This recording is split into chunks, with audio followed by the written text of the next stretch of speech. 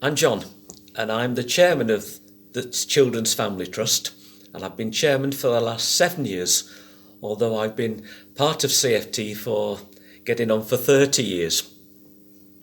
As you know, it was 75 years ago that Paul Field formed the Children's Family Trust, and I'm sure you've heard the story. Paul Field was in charge of a large children's home in the East End of London, run by Waifs and Strays. Fortunately, they later changed their name to the Children's Society. But Paul's superiors told him that when the young people in his care reached the age of 15, they had to leave the home and go into the big bad world and care for themselves. And Paul objected strongly to this policy and eventually resigned and set up his own home, Linwood Manor, near Market Raisin in Lincolnshire. And in fact, when we celebrated the 50th anniversary of CFT, we all went to Linwood Manor and had a wonderful party there.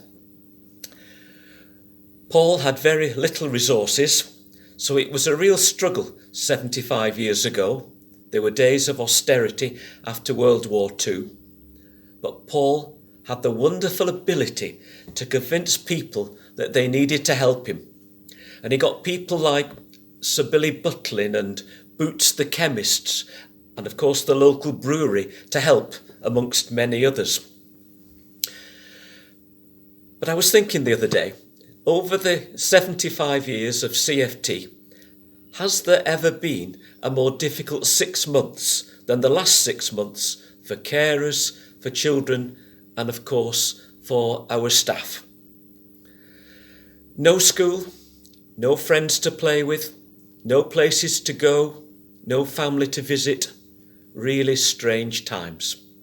So I just wanted to say a huge thank you to you all, you wonderful carers, to our children and young people, and to our staff for, well, the resilience, the determination, and most important of all, for the love that you've shown over the last few months.